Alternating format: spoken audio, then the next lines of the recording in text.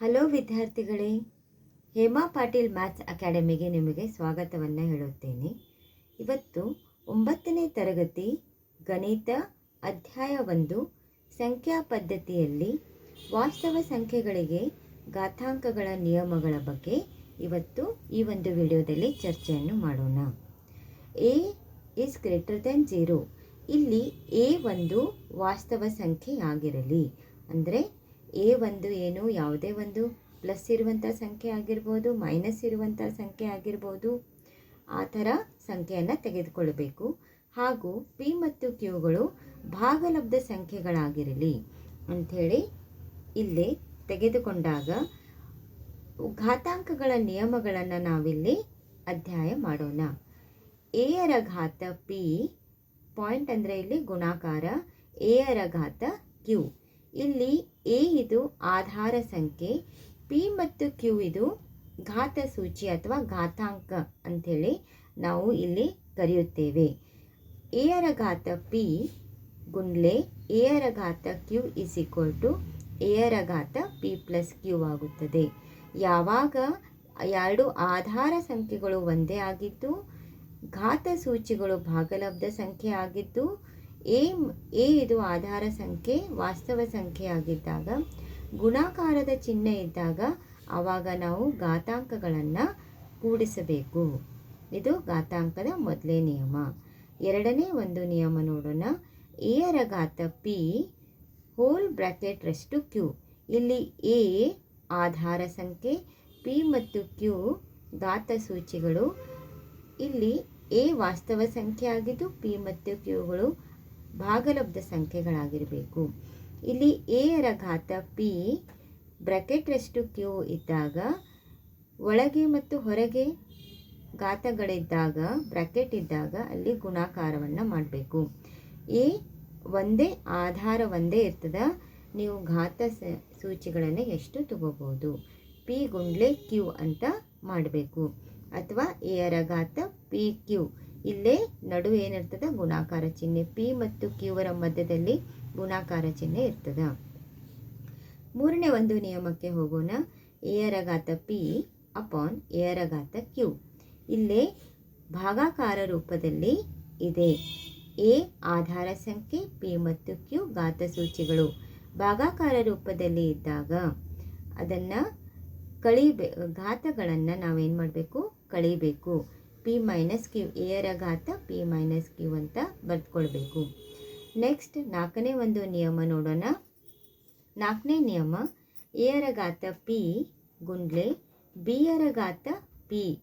ಎರಡು ಇಲ್ಲಿ ಆಧಾರಗಳು ಏನಿದು a ಗುಂಡ್ಲೆ b ಅಂತ ಇದೆ. ಇದು ಇಲ್ಲಿ ಆಧಾರಗಳು ಬೇರೆ ಬೇರೆ, ಘಾತ ಸೂಚಿ ಎರಡು ಒಂದೇ ಇದ್ದಾಗ ನಾವು ಏನು ತಗೋಬೇಕು, a ಗುಂಡ್ಲೆ b ಹೋಲ್ ಬ್ರ್ಯಾಕೆಟ್ ಘಾತ ಸೂಚಿಯನ್ನು, ಕಾಮನ್ ಇರುವಂತಹ ಘಾತ ಸೂಚಿಯನ್ನು ನಾವು ಬ್ರ್ಯಾಕೆಟ್ ಹಾಕಿ p ಅಂತೇಳಿ ಅದನ್ನು ಹೊರಗೆ ಬರ್ಕೋಬೇಕು. ಈಗ ಇವು ಪ್ರತಿಯೊಂದು ಘಾತಾಂಕಗಳ ನಿಯಮಗಳ ಒಂದೊಂದು ಉದಾಹರಣೆಯನ್ನು ಇಲ್ಲಿ ಗಮನಿಸೋಣ. ಮೊದಲನೇ ಉದಾಹರಣೆ, 17ರ ಘಾತ 2 ಗುಂಡ್ಲೆ 17ರ ಘಾತ -5. 17 ಇದು ಆಧಾರ ಸಂಖ್ಯೆ ಒಂದೇ ಆಗಿದ್ದಾಗ ಮೇಲಿನ ಘಾತ ಸೂಚಿಗಳನ್ನು ಕೂಡಿಸ್ಬೇಕು. ಒಂದನೇ ನಿಯಮವನ್ನು ಬಳಸಬೇಕು. 17ರ ಘಾತ 2 ಪ್ಲಸ್ ಬ್ರ್ಯಾಕೆಟ್ -5, ಯಾಕಂದರೆ ಇದು -5 ಇರುವುದರಿಂದ ನಾವು ಬ್ರ್ಯಾಕೆಟಲ್ಲಿ ಹಾಕ್ಕೊಳ್ಬೇಕು. ಆವಾಗ 2 ಪ್ಲಸ್ ಮೈನಸ್ ಆಗ್ತೈತಿ 5. -5ರಲ್ಲಿ 2ನ್ನು ಕಳೆದಾಗ -3. 17ರ ಘಾತ -3 ನಾವು ಈ ಥರ, ಇದು ಋಣ ಇದೆ, ಇದನ್ನು ಧನ ಮಾಡಬೇಕಾದ್ರೆ 1/17ರ ಘಾತ +3 ಈ ಥರ ಬರೆದುಕೊಳ್ಬೇಕು. ನೆಕ್ಸ್ಟ್ ಎರಡನೇ ಒಂದು ನಿಯಮ ನೋಡೋಣ. 5ರ ಘಾತ 2 ಹೋಲ್ ರೆಸ್ಟ್ -7 ಇದೆ. ಎರಡನೇ ನಿಯಮದ ಪ್ರಕಾರ ಆಧಾರ ಒಂದೇ ಇದ್ದಾಗ ಎರಡು ಘಾತ ಸೂಚಿಗಳನ್ನು ಗುಣಾಕಾರ ಮಾಡಬೇಕು. -2 ಗುಂಡ್ಲೆ -7 ಇಸ್ ಈಕ್ವಲ್ ಟು 5 ಆಧಾರ ಸಂಖ್ಯೆ 5 ಹಾಗೆ ಬರೆದು ಮೈನಸ್ ಹಾಗೆ ಇಟ್ಕೊಂಡು 7 2 14 ಗುಣಾಕಾರ ಮಾಡಬೇಕು. ಮೂರನೇ ಒಂದು ಘಾತಾಂಕದ ನಿಯಮ, 23ರ ಘಾತ -10 ಅಪಾನ್ 23ರ ಘಾತ 7. 23 ಆಧಾರ ಒಂದೇ ಇಟ್ಕೊಂಡು -10 -7, ಯಾಕಂದ್ರೆ ಭಾಗಾಕಾರ ರೂಪದಲ್ಲಿದ್ದಾಗ ಮೈನಸ್ ಮಾಡಬೇಕು. ಮೈನಸ್ ಮೈನಸ್ ಪ್ಲಸ್ ಕರೆ 10ರಲ್ಲಿ 7ನ್ನು ಕೂಡಿಸಿ 17 ಬರೋದು. ಹಿಂದೆ ಮೈನಸ್ ಚಿಹ್ನೆಯನ್ನು ಹಾಕಬೇಕು. 23ರ ಘಾತ -17 ಈ ಥರ ಬರ್ಕೊಳ್ಬೇಕು.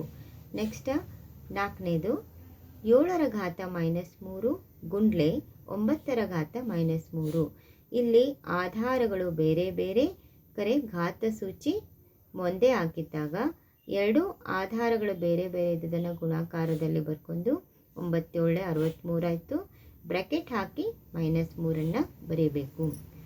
ಈಗ ನೆಕ್ಸ್ಟ್ ಇಲ್ಲಿ ಇದೇ ಘಾತಾಂಕದ ನಿಯಮವನ್ನು ಬಳಸಿ ಭಾಗಲಬ್ಧ ಸಂಖ್ಯೆಗಳನ್ನು ಈ ಒಂದು ನಿಮ್ಮ ಚಾಪ್ಟರ್ದಲ್ಲಿ ಹೇಗಿದೆ, ಘಾತ ಸೂಚಿಗಳು ಪಿ ಮತ್ತು ಕ್ಯೂಗಳು ಭಾಗಲಬ್ಧ ಸಂಖ್ಯೆಗಳಾಗಿರಲಿ ಅಂತ ಹೇಳಿದ್ದಾರೆ. ಅದಕ್ಕೆ ಆ ಲೆಕ್ಕಗಳನ್ನು ಯಾವ ಥರ ಮಾಡಬೇಕು ಅನ್ನೋದನ್ನು ಇಲ್ಲಿ ಗಮನಿಸೋಣ. ಸಂಕ್ಷೇಪಿಸಿ ಅಂತ ಹೇಳ್ಯಾರೆ. ಒಂದನೇ ಒಂದು ಕ್ವಶನ್ 2ರ ಘಾತ 2/2/3 ಗುಂಡ್ಲೆ 2ರ ಘಾತ 1/3. ಒಂದನೇ ಘಾತಾಂಕದ ನಿಯಮದ ಪ್ರಕಾರ ಆಧಾರ ಒಂದೇ ಆಗಿದ್ದರೆ ಗುಣಾಕಾರ ಚಿಹ್ನೆ ಇದ್ದು ಘಾತಗಳಿದ್ದರೆ ಅವನ್ನ ಪ್ಲಸ್ ಮಾಡಬೇಕು. ಆಧಾರ 2 ಅಂತ ಬರ್ಕೊಂಡು ಮೇಲಿನ 2 ಪಿ ಮತ್ತು ಕ್ಯೂ ಇವುಗಳನ್ನು ಪ್ಲಸ್ ಚಿಹ್ನೆ ಹಾಕಿ ಬರ್ಕೊಂಡಾಗ ಇಲ್ಲಿ ನಾವು ಲಸಾವನ್ನು ಮಾಡಬೇಕು. 3 ಮತ್ತು 3ರ ಲಸ 3 ಆಯಿತು. 2 + 1 ಎಷ್ಟಾಯಿತು? 3. 3/3 ಆಯಿತು. 3/3 ಅಂದ್ರೆ 2ರ ಘಾತ 1. 2ರ ಘಾತ 1ರ ಬೆಲೆ 2.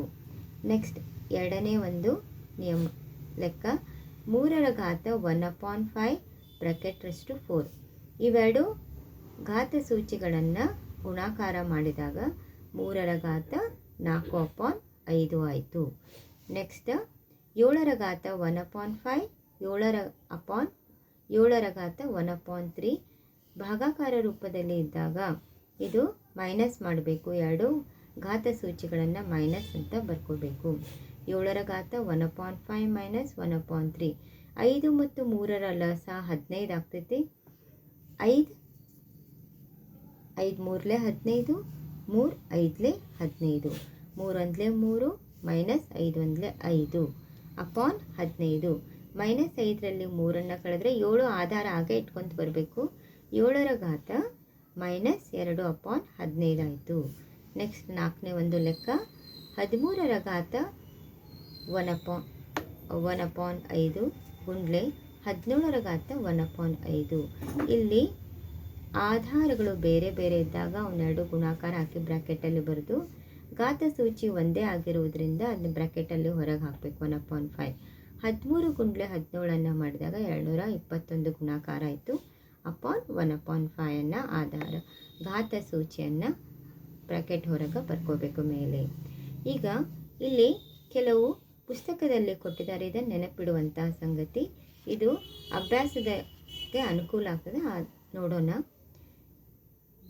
ಸ್ಕ್ವೇರ್ ರೂಟ್ ಆಫ್ ಎ ಅಂದರೆ ಇದನ್ನು ಈ ಥರ ಕೂಡ ಬರಿಬೋದು. ಎರ ಘಾತ a/1/n ಅಂತ. ಇಲ್ಲಿ n ಅಂದರೆ ನೀವು ಯಾವುದೇ ಒಂದು ಸಂಖ್ಯೆಯನ್ನು ತೆಗೆದುಕೊಳ್ಬೋದು. 1/n ಅಂತ ಆಗ್ತದೆ. ಅಂದ್ರೆ ಕ್ಯೂಬ್ ರೂಟ್ ಆಫ್ 2 ಇದು 3 ಏನದು n, a ಏನದು 2. ಇದನ್ನು ಯಾವ ಥರ ಬರ್ಕೋಬೋದು? 2ರ ಘಾತ 1/3 ಅಂತ ಬರೆದುಕೊಳ್ಬೋದು. ಇಲ್ಲಿ 4ರ ಘಾತ 3/2 ಇದೆ. ಇದನ್ನು 4ರ ಘಾತ 1/2 ಬ್ರ್ಯಾಕೆಟ್ ಹಾಕಿ 3ನ್ನು ಹೊರಗೆ ಬರ್ತೀವಿ. ಇದು ಘಾತಾಂಕದ 2ನೇ ನಿಯಮದ ಪ್ರಕಾರ ಇಲ್ಲಿ ತೋರಿಸಲ್ಲ, ಆ ಪ್ರಕಾರ ಮಾಡಿರೋದು. ಇಲ್ಲಿ 4ರ ಘಾತ 1/2 ನಾನು ಸ್ಕ್ವೇರ್ ರೂಟ್ ಆಫ್ 4 ಅಂತ ತಗೊಂಡು ಸ್ಕ್ವೇರ್ ರೂಟ್ ಆಫ್ 4ರ ಬೆಲೆ 2, ಅದಕ್ಕೆ 2 ಇಟ್ಟಿರೋದು.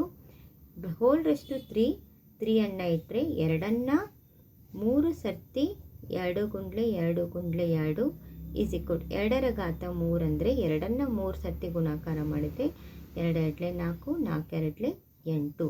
ಹಾಗೆ ಬೆಲೆ ಎಷ್ಟಾಯ್ತಿದ್ದು 8. ಓಕೆ.